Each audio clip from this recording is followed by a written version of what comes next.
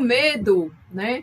Ele em si, ele não é algo negativo, tá? O medo, ele é uma reação instintiva que é fruto da nossa evolução, da evolução da nossa espécie e motivo de sobrevivência, tá?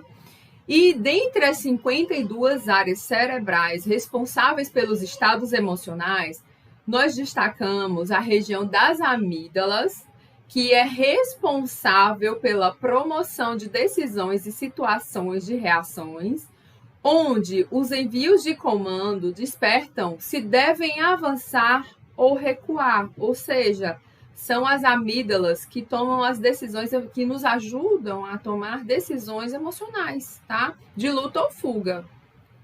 O medo, ele é fruto de uma ameaça invisível. E dentro da neuroquímica das emoções, tanto para os mamíferos superiores quanto para nós humanos, ele é um fenômeno completamente bruto e primitivo em relação à escala evolutiva do nosso cérebro. Uma vez que esse fato, né, esse medo, ele nos faz voltar aos primórdios da humanidade. É uma das emoções mais primitivas que existem, tá?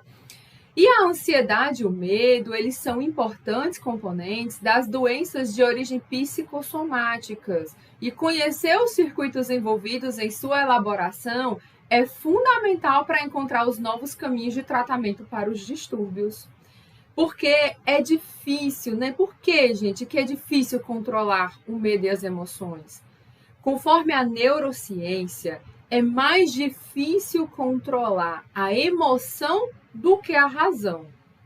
Os sentimentos, né, como o amor, o ódio, a alegria, a tristeza, a empatia e o medo, eles são espontâneos e tomam conta das pessoas, independente da sua vontade. Ou seja, eles tomam conta da gente, independente do que a gente esteja sentindo, né? A gente não consegue controlar esse impulso inicial, tá? Mas a chave para entender esse mistério está no fato de existir mais conexões nervosas ligada à amígdala, né? Essa estrutura do nosso cérebro que determina a resposta física e comportamental ligada ao medo e às emoções, né?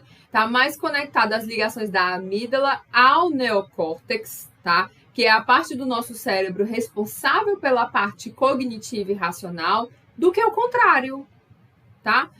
Conectando o neocórtex à amígdala. Ou seja, a amígdala tem mais conexões para o neocórtex do que o contrário. Ou seja, se a amígdala ela é algo mais emocional, ela resolve, né? Tem acesso a mais informações em relação às emoções. E o neocórtex é a razão.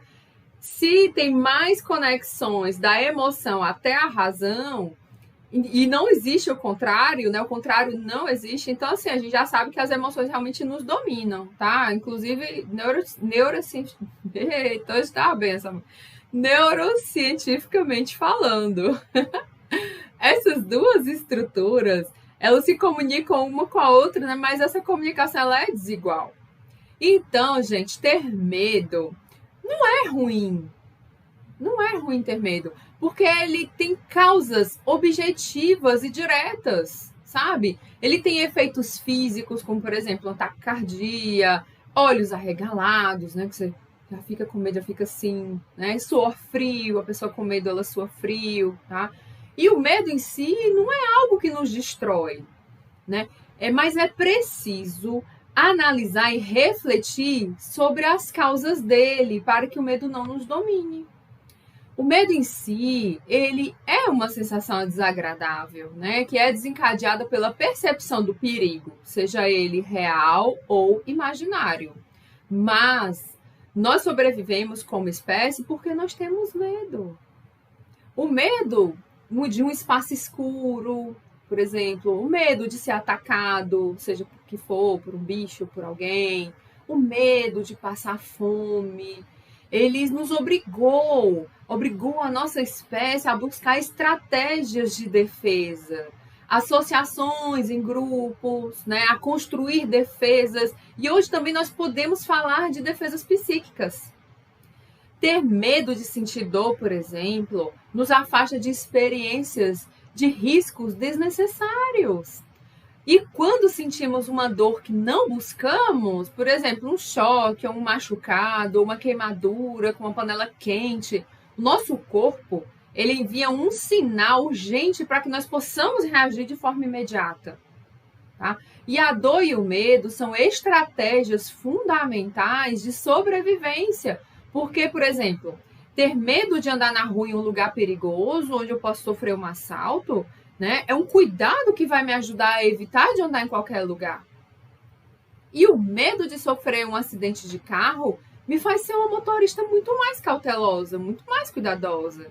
E se for uma mãe dirigindo com um bebê no carro, então, aí é que esse cuidado aumenta ainda mais. O medo de ficar sem dinheiro pode me tornar uma pessoa mais cuidadosa com os meus gastos, com as minhas finanças, né? E pode me ajudar a buscar novas formas de fazer outros investimentos e multiplicar os meus ganhos, por exemplo. Sabe? Então, é importante a gente desmistificar que o medo é algo ruim. Não, gente, nem sempre. Depende de como for, como ele se manifesta na nossa vida.